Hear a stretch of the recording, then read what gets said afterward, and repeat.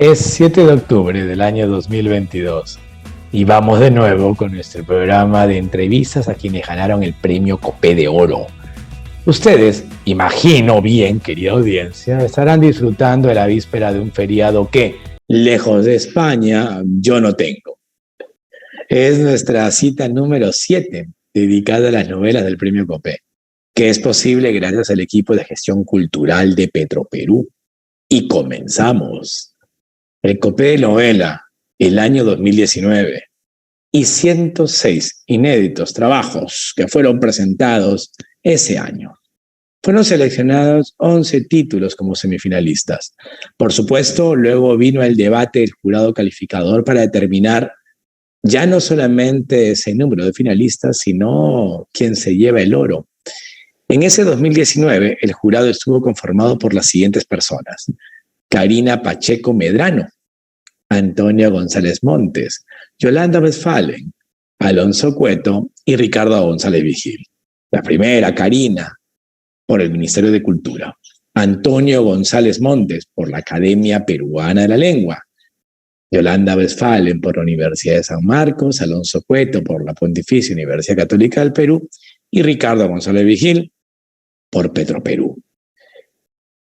Entre los 11 semifinalistas destacó un libro en particular. Estaba presentado bajo el seudónimo de Xavier Marzó y el título Mi monstruo sagrado. Abierto los sobres, el ganador fue Alejandro Neira.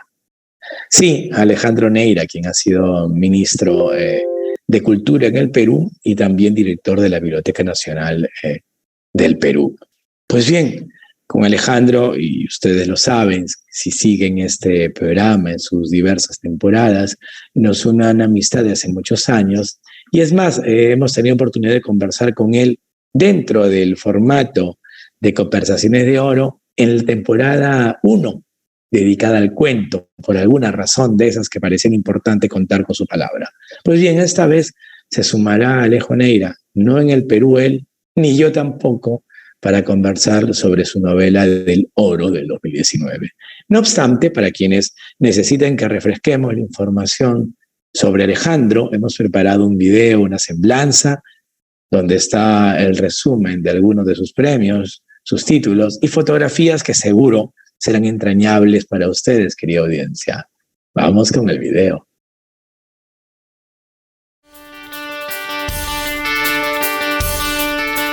Alejandro Neira nació en Lima el año 1974.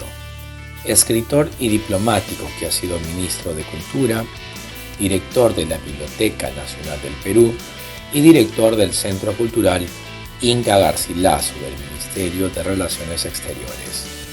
Entre sus publicaciones más recientes destacan Traiciones peruanas y la novela Mi monstruo sagrado, con que ganó el premio Copé de Oro en 2019. Además, ha ganado el 4º premio de novela breve de la Cámara Peruana del Libro en 2012, con la novela CIA Perú 1985, una novela de espías.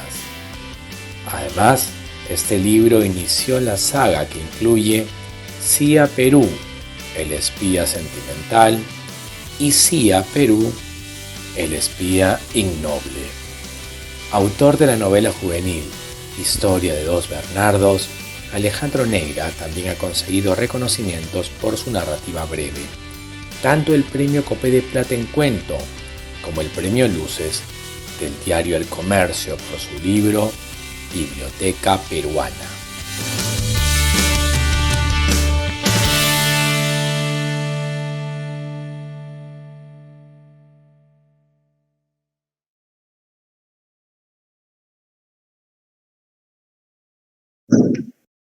Alejandro Neira, qué lindo reencuentro. Gracias por recibirnos en Washington y aceptar la entrevista. No, imagínate, Juanma, un gustazo verte, un gran abrazo a la distancia.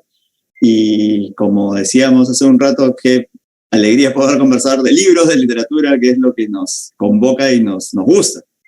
Totalmente, hombre. Además que ya no nos vemos hace un par de años, así que ojalá que sea Lima el lugar en común para un reencuentro más extenso Y bien conversado. Espero, porque como te decía, ya va un año que no piso la sagrada tierra y claro, uno añora, ¿no? Y además justo ahora estoy lanzando una nueva novela, 1821, con Penguin, y claro, la vamos a hacer en una presentación virtual, pero nada, les puedo avisar que va a estar disponible ya en librerías y espero que pueda ir en algún momento a presentarlo ya como se está volviendo felizmente, ¿no? A la presencialidad. Claro que sí, Alejo. Hombre, pero aquí hoy te tenemos convocado y capturado durante unos 20 minutos por mi monstruo sagrado. ¿Qué tan gratificante fue el Copé en el contexto de que es una novela que está vinculada también con la memoria de tu padre? Que para mí, te lo decía hace unos días, por el canal interno y de amigos que tenemos, fue muy conmovedor leer el discurso, que no lo conocía. Sí, sí, mucho, ¿no? Todavía me emociona, evidentemente. Es una novela que mi papá me exigía. Mi papá, que siempre fue, no diría que dudaba, pero siempre era cauto con relación a mi vocación literaria desde el inicio. Desde la primera vez que le dije que quería estudiar lingüística, y me dijo que no, porque teóricamente yo iba a ser abogado, que lo fui y terminé. Y siempre, bueno, pese a todo, siempre, incluso ganando premios y todo, siempre me cuestionaba, porque había una novela, que es esta, que no terminé de escribir porque se la había contado muchas veces, pero porque lo involucraba, ¿no? Tuve la suerte de poder decirle a mi papá que había ganado el Copé. Él falleció poco después, pero es una historia en la cual él es el eje de la narración, finalmente, de alguna manera, porque trato de ponerla así, ¿no? Él es una novela cuyos hechos centrales ocurren en los años 50, y él no solamente conoció el hecho, el asesinato del embajador Maclean, sino que conoció a los personajes. Conoció al embajador, a Jorge Maclean, que le había sido su profesor en el colegio, y al asesino, que había sido asistente en el colegio, Alfonso Ugarte, donde él estudió la secundaria. Entonces, él, cuando la primera vez, a mí esto me ocurre porque leo la novela El monstruo sagrado de Edgardo de Javich, y a mí me parecía, interesante la historia. Me llamó la atención cómo una gran historia se había contado de alguna manera que me parecía mal. Entonces decidí investigar sobre la historia misma, el asesinato de un embajador, de un diplomático, de una persona de prestigio, ¿no? Y me parecía increíble que, digamos, no saber más de eso. Me interesó por muchas cosas.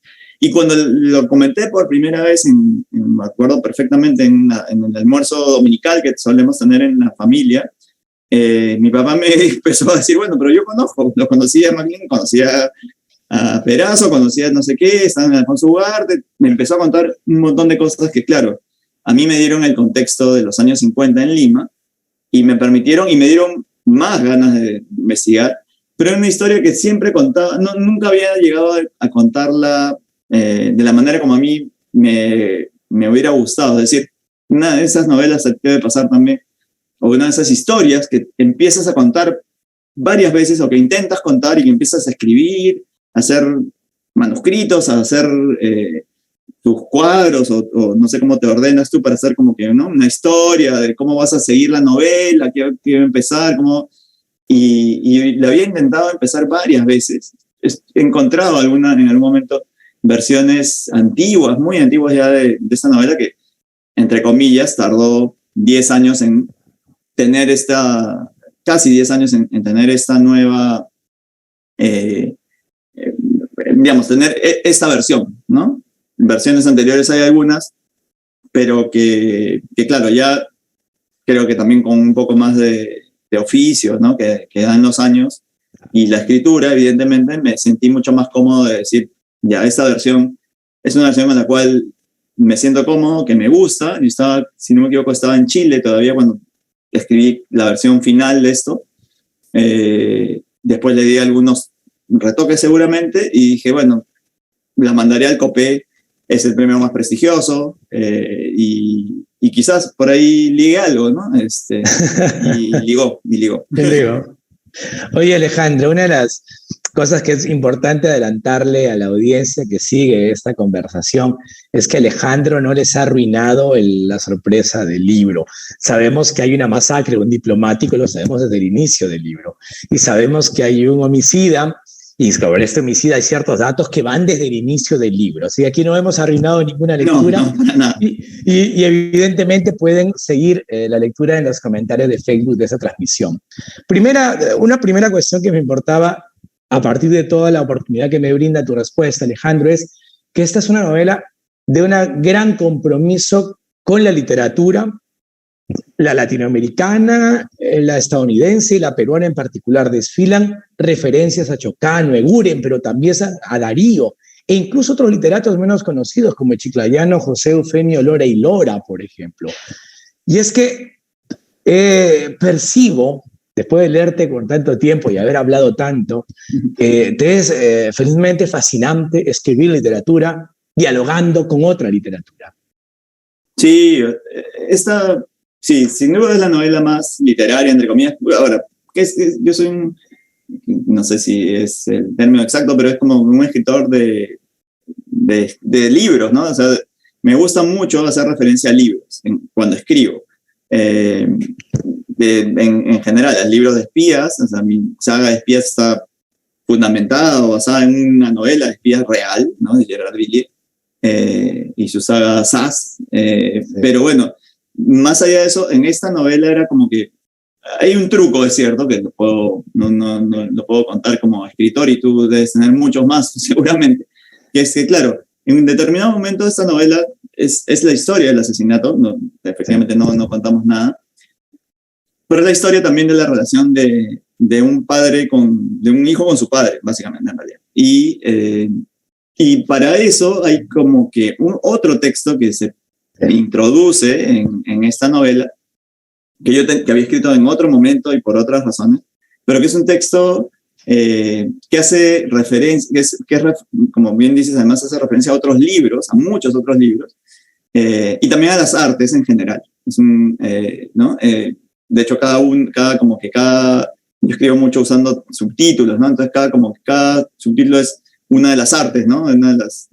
Y es como que a mí me gusta mucho hacer estas referencias de libros, de películas, sobre todo, pero en general a obras de arte, y eran, digamos, de nuevo, en esta versión final de la novela, llegué a hacer, no sé si de la manera más lograda que yo puedo hacer, por lo menos, tratar de hacer como que encajen todas las piezas, ¿no?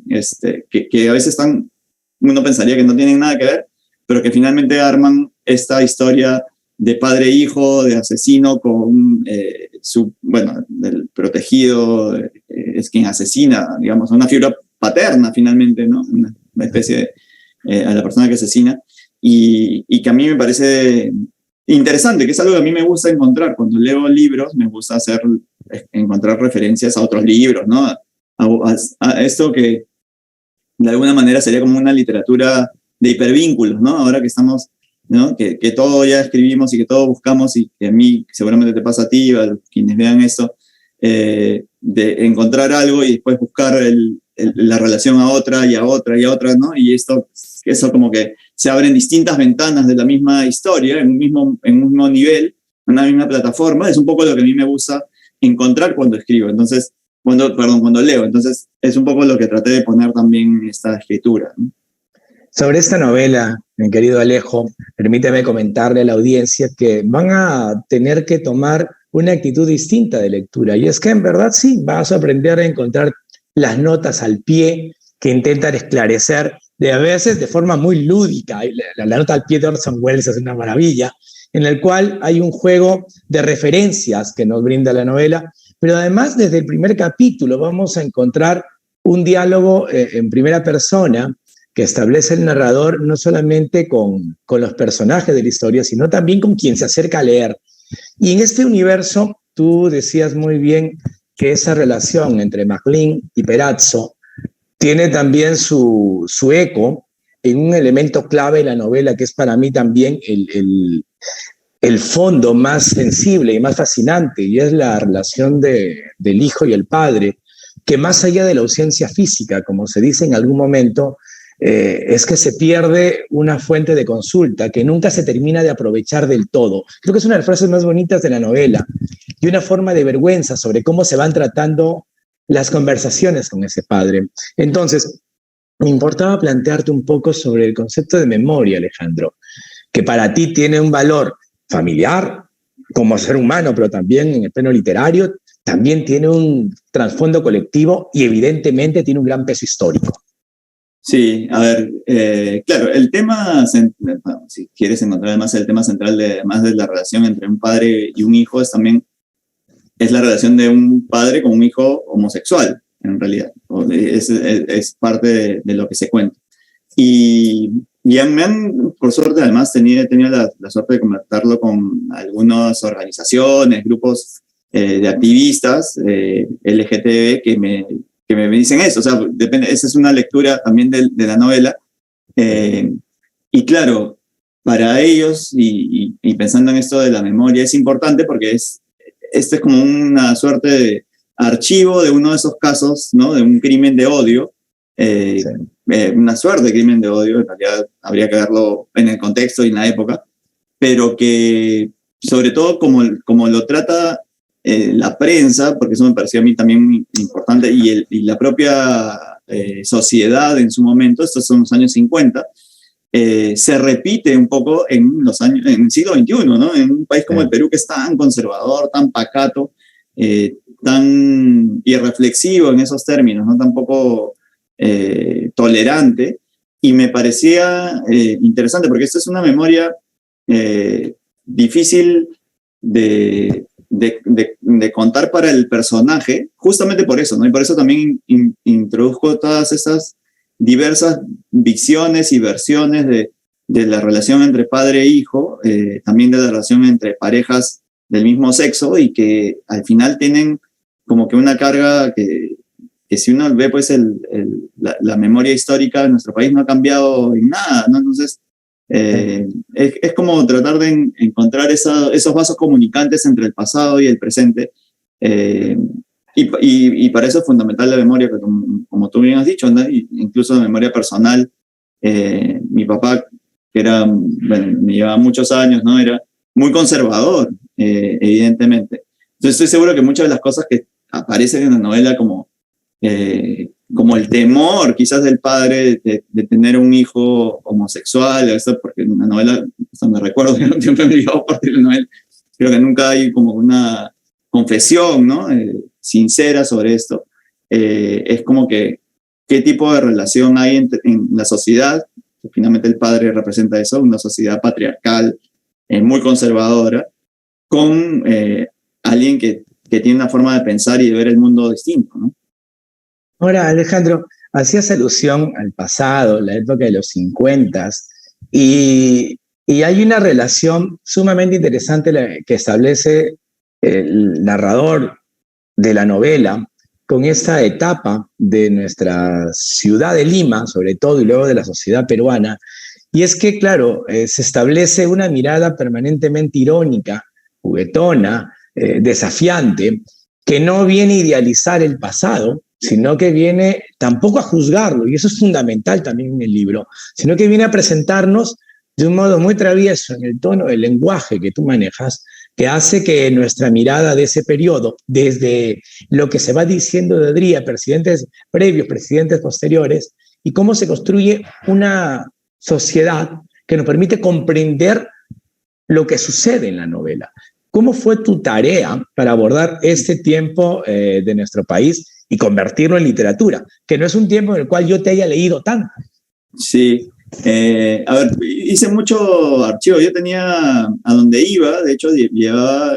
Pero mira, eso da buena cuenta del compromiso que tenía con la historia. Porque yo he encontrado mis papeles en tipo los archivos que tengo de cosas, y me llevé a Chile las fotocopias que había sacado en la Biblioteca Nacional, hace muchos años, mucho antes de ser director, evidentemente, de haber sido en 2009, 2010, por ahí, cuando por momentos me escapaba, me iba a la Biblioteca Nacional, porque estaba tan comprometido con la historia que dije, no, tengo que empezar a entender el tiempo también, ¿no? Y a leer la prensa de la época y cómo trató un crimen de este tipo, una prensa de esos años, ¿no? Entonces, eso me parecía fundamental y de alguna manera lo pongo en el libro. Hago muchas referencias también a la prensa, o sea, noticias reales, son casi... Última Hora titula Masacre al embajador peruano el 16 de julio de 1951. Claro, por entonces, ejemplo. Claro, me parecía, si eso ocurriera hoy, me imagino los titulares, y ocurrió en esa época, entonces hice mucho trabajo de archivo para eso, para entender la época. Una época además, pues claro, la dictadura de Odría, ¿no? Farsa Sañartu, lo más cercano que había tenido probablemente era conversación en la catedral, ¿no? Como el contexto histórico, y lo que me contaba mi papá de cómo era la época, ¿no? Mi papá, como buen conservador además, tenía pues eso, era medio odrista probablemente, ¿no? La mano dura, ¿no? Con eso no tenía problemas.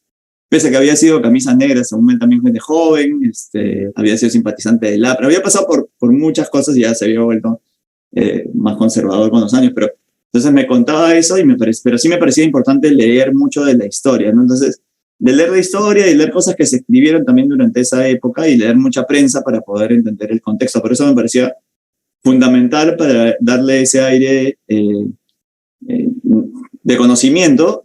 También sobre la forma, esto que tú dices, ¿no? Como en casi toda mi literatura, todo es una broma infinita, ¿no? Para decirlo. Y entonces, todo tiene mucho sentido lúdico, irónico, entonces tenía que también entender el humor de esas épocas, porque no es lo mismo, bueno, lo peor es que quizás sí sea lo mismo hacer un chiste con eso es lo peor. activos homosexuales ahora que en esos años. Eso ha variado muy poco en determinados contextos. Entonces, sí, pero sí me parecía importante entender la forma en que se contaban las historias también en ese momento, que es probablemente más que la historia misma o que los hechos históricos, porque no es una novela histórica finalmente tampoco, es entender el contexto de cómo actuaba la sociedad y cómo se contaban las historias de esa época, ¿no? Luego otra de las pasiones desenfrenadas de esta novela, para la hora, creo yo, de concebirla, es tu regreso y tu retorno a varios tópicos o hitos que nos vas sembrando desde el inicio y que desarrollas de un modo diferente, pero también espejo con lo que ya has dicho, La Soga, la película de Alfred Hitchcock, que nos acompaña en la página 10 y nos lleva hasta la página 185 con otra vez la descripción para darnos un marco diferente. Primero, el cine. ¿Qué peso tiene para ti esta novela? Y luego, ¿cómo funciona esa dinámica de dosificar esos hitos para ir capturando nuestra atención y desplegando la trama? El cine para mí es fundamental para la narración. Yo creo que el cine, evidentemente, además cambió la literatura desde que apareció, ¿no? Y claro, yo soy hincha además del expresionismo alemán, ¿no? De algunas vertientes muy específicas del cine, algunos autores de Hitchcock, por ejemplo, del suspenso. Y La Soga me parece una cinta brillante, pero que además, claro, tiene toda una historia que yo la conocí. De hecho, creo que cuando estuve acá en Estados Unidos, leyendo la novela de Meyer Levin, no me acuerdo el nombre ahorita, pero la menciono en la novela, de hecho, porque esa novela que es poco fácil de encontrar aquí en el Perú o en español, la encontré aquí cuando estaba haciendo mi maestría en Washington American University hace 10 años. Entonces, de nuevo, es para ver cómo la historia siempre me llamaba. Y claro, y las referencias a La Soga y a la obra de teatro sobre la cual se basa, y a la historia real de los años 20, ¿no? De ese asesinato brutal en Chicago, tienen que ver también con el tratamiento finalmente del cine, ¿no? De cómo el cine, que además Hitchcock hace una especie de experimento, ¿no? Hace planos, secuencia de solo 10 minutos, si no me recuerdo, para que, ¿no?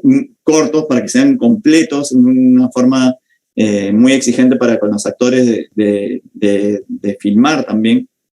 Entonces, el cine es fundamental en general, ¿no? Ahora que han cambiado las plataformas, igual trato de ir al cine cada cierto tiempo porque el formato en sí ya de por sí es distinto, ¿no? Cuando uno va al cine, ve la pantalla grande y disfruta, ¿no? Entonces, lo último que he visto es la novela que ganó, la cinta que ganó los Goya con Javier Bardem, El Buen Patrón, creo que se llama, The Good Boss. Muy bien, está muy bien. Bueno, muy bueno. Entonces, claro, esa es la suerte de que lleguen además cine de distintos lugares. Entonces, el cine es clave y también por una forma de narración que hay, ¿no? Porque es, de nuevo, esto es como, así como Hitchcock, ¿no? Con todas estas secuencias, para mí, como dices, al principio probablemente no tenía tan claro esto de contar la historia y que vuelva a la misma historia también, ¿no? Pero es como un círculo también la novela, ¿no? Es como una caja china, ¿no? Finalmente es otro de los muchos trucos literarios.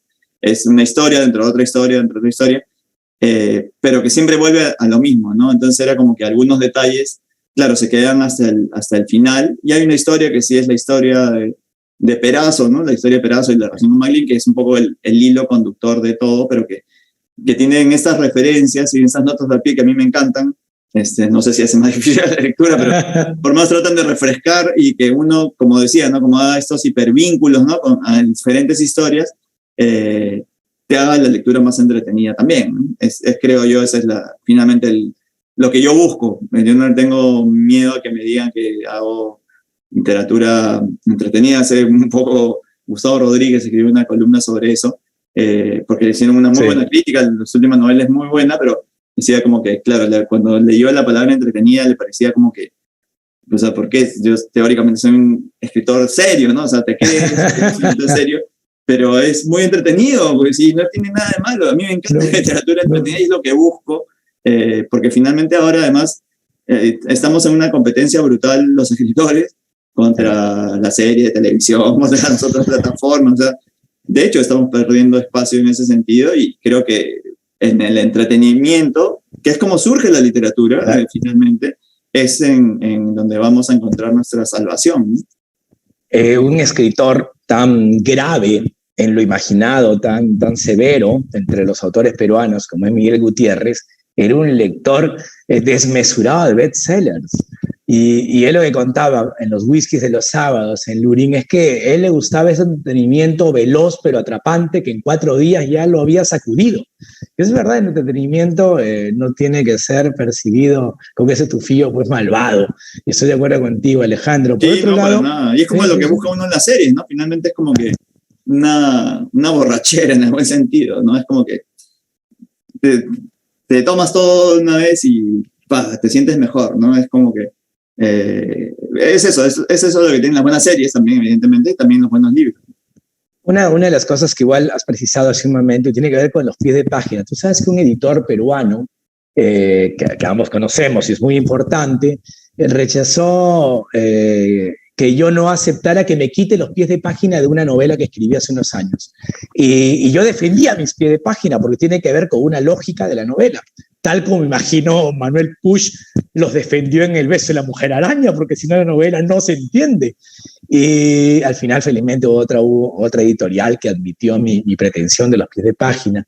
Y en ese contexto, qué importante es un premio como el COPE, pensaba, que no se está guiando por cuál es la expectativa comercial o el imaginario de un público, y que va a premiar una novela que tiene pie de página, que suele asociarse al mundo académico, cuando aquí tiene otro rol y otra experiencia y otra virtud.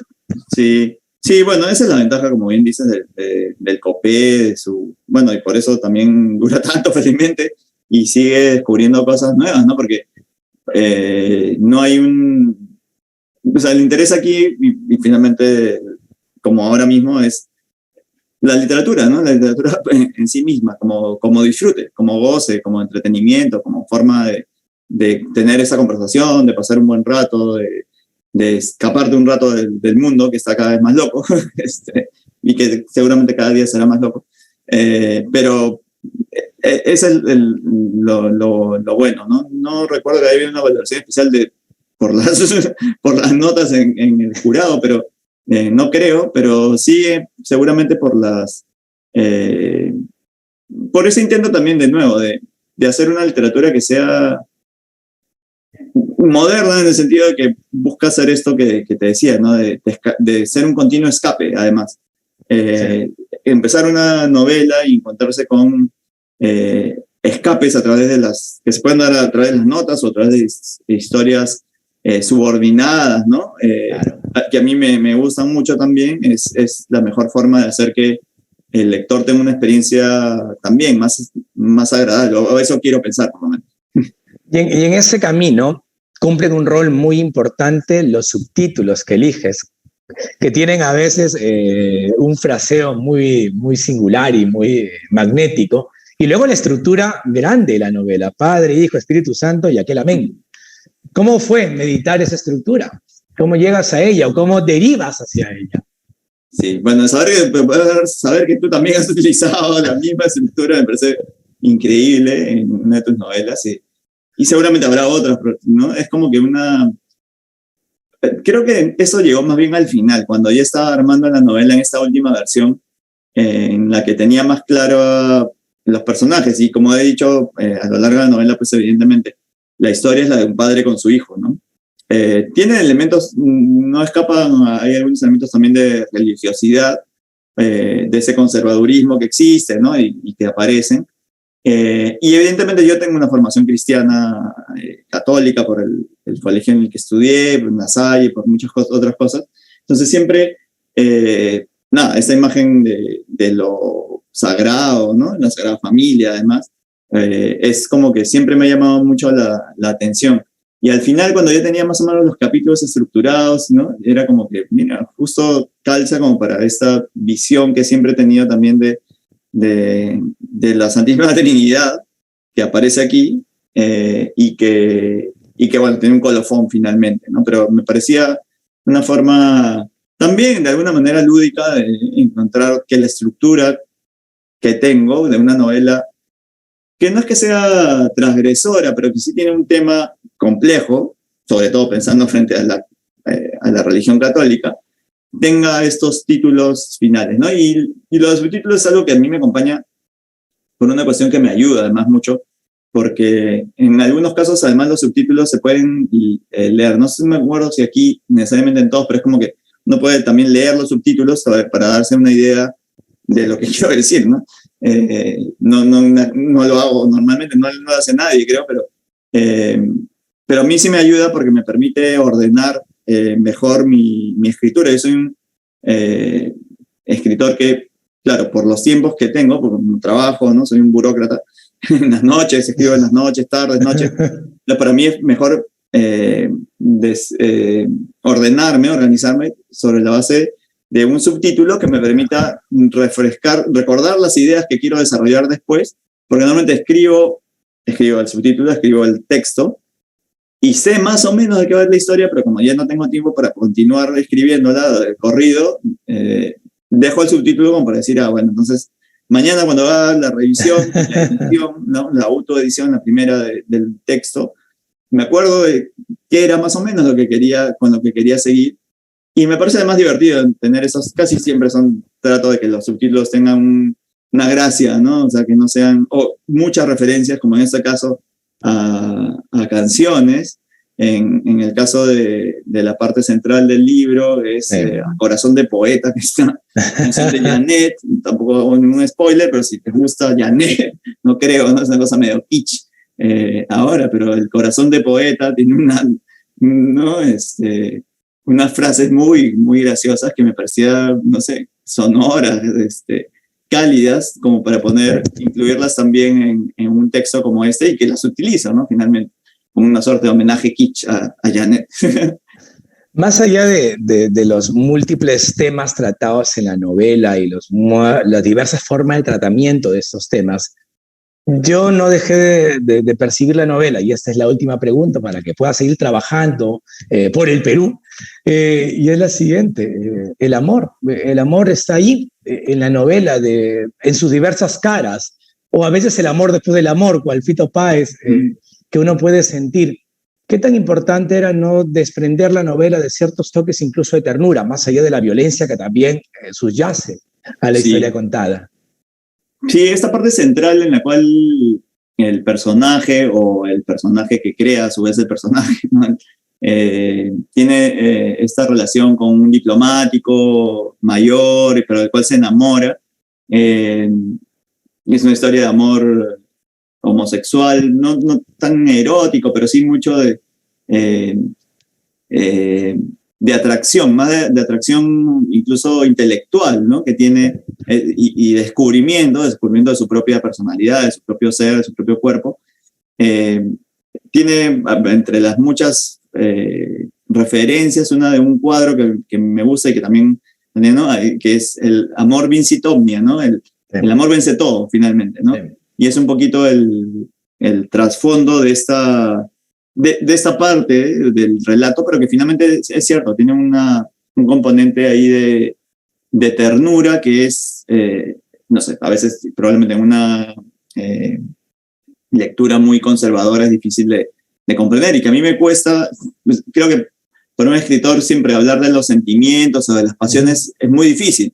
Es muy difícil hablar además también o representar, ¿no? Una escena erótica, una escena de sexo, una escena de amor, una escena tierna puede terminar siendo o en la que los personajes se enfrenten, como sucede con la novela de Havich, ¿no? Justamente creo que ese es su gran punto flojo, ¿no? Al tratar de representar algo, no, digamos, cae en el cliché y cae en algo que hace que lo tierno suene bobo, que el amor suene a pastiche, ¿no? Entonces no es realmente lo que uno busca cuando escribe, lo que uno lee cuando uno lee una buena novela y hay una escena de amor, pero te pasará lo mismo probablemente, ¿no? Sí. Son las escenas más difíciles de escribir.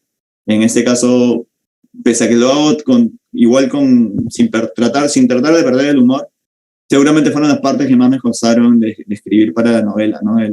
La parte de un amor, porque creo que finalmente hay un amor verdadero entre los personajes, entre las distintas relaciones de personajes, y hay un amor que es el amor paterno-filial que está ahí también presente, que es lo que mueve, como tú bien dijiste desde el inicio, es un poco el motor emotivo de la novela, ¿no?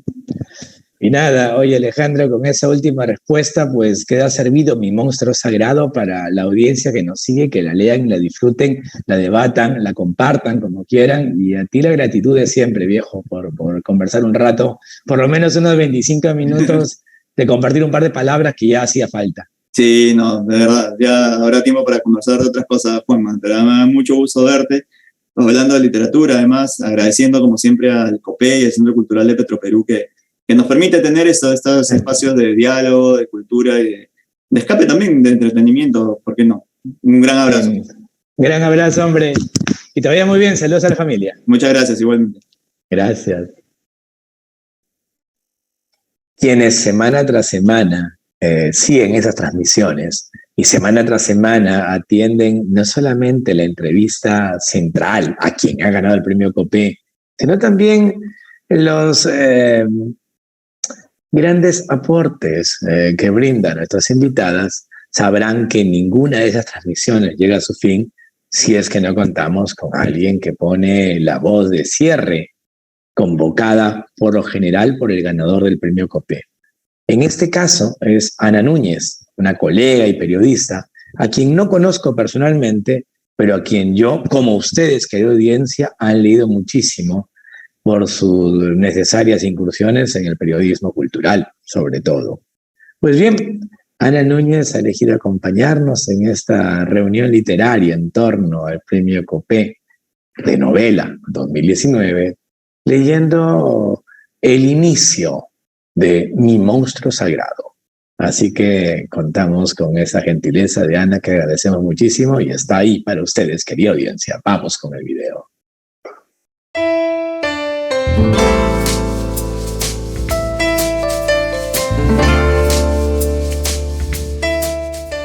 Lectura de un fragmento de la novela Mi monstruo sagrado de Alejandro Neira. Capítulo 1. Padre. 1. La historia que vendrá. Si escribo esta novela, es solo porque pienso en que mi padre estaría contento. ¿Cuándo vas a escribir la novela El embajador maricón?, me repetía cada vez que intentaba decirle que tuviera algo de fe en mí, que quizá con el próximo libro no me iría tan mal. Para él, mis ficciones eran historias torpes y aburridas. Seguramente lo son, claro. Pero eran sobre todo una pérdida de tiempo para un ganapán como yo, que debería estar más preocupado en invertir mejor su tiempo para alcanzar una vida digna, formar una familia y todas esas cosas con las que sueña una familia tradicional. Solo este relato de un asesinato en la década de 1950, una historia que él mismo conoció y sobre la que me dio tantos datos, detalles y digresiones, parecía interesarle. Lo triste, supongo que siempre sucede así, es que ahora él ya no está para leerla, para decirme si está bien o no, si Jorge MacLean Yestenos era un poco más bajo o más amanerado, o si el asesinato fue incluso más brutal. Pienso que él quería que esta sea una novela que le recordara su juventud. Y eso es lo que trataré de hacer. Escribir para que mi padre vuelva a ser joven, para que vuelva a vivir. En el momento del asesinato del embajador MacLean, mi padre tenía 21 años, recién cumplidos. Puede que esa sea una de las razones por la cual aquella noticia había sido especialmente importante para él. Un joven provinciano que había cumplido la mayoría de edad, después de llegar apenas unos años antes para terminar el colegio en la capital. Lo cierto es que mi padre había conocido a aquel hombre como profesor de secundaria en el colegio Alfonso Ugarte, donde enseñaba historia del Perú. Y eso era lo que hacía de aquella una noticia diferente, una que realmente lo impactaba. En todo caso, cuando ocurrió aquel crimen, me contó alguna vez mi padre, él estaba trabajando como asistente de contabilidad en una empresa, juntando dinero para postular a la universidad. Lo cierto es que con suerte debe haber sido una especie de practicante que juntaba sus centavos para ayudar a la hermana mayor y a su familia, con quienes vivía en una quinta del Jirón Luna Pizarro de La Victoria, y para cubrir su examen de ingreso a la universidad. El esfuerzo le valdría y mucho. Se convertiría en el primer miembro de su familia en estudiar y graduarse con un título universitario. Contador público por la Pontificia Universidad Católica. Pero eso vendría después. Ahora, mejor es volver al crimen. Mi padre se enteró de aquella noticia como todos los obreros y empleados que salían del trabajo, leyendo en un kiosco las portadas de los diarios vespertinos de aquel frío lunes 16 de julio de 1951. La última hora titulaba en mayúsculas: Masacran a embajador peruano. La fotografía que acompañaba la noticia es la de un auto que se ve empequeñecido a lo lejos, en medio de un descampado. Delante del carro, un círculo dibujado por sobre la imagen encierra una mancha alargada y horizontal que pretende ser el cadáver del diplomático, rodeado de otras sombras en posición vertical que deberían ser interpretadas como policías. Al lado aparece una pistola enmarcada y sobrepuesta sobre la otra foto. El arma homicida, dice en letras de molde, que mi padre recordaba rojas y que seguramente lo habrían sido si la tecnología de entonces hubiera podido captar para la impresión sobre papel periódico otro color que no fuera el negro.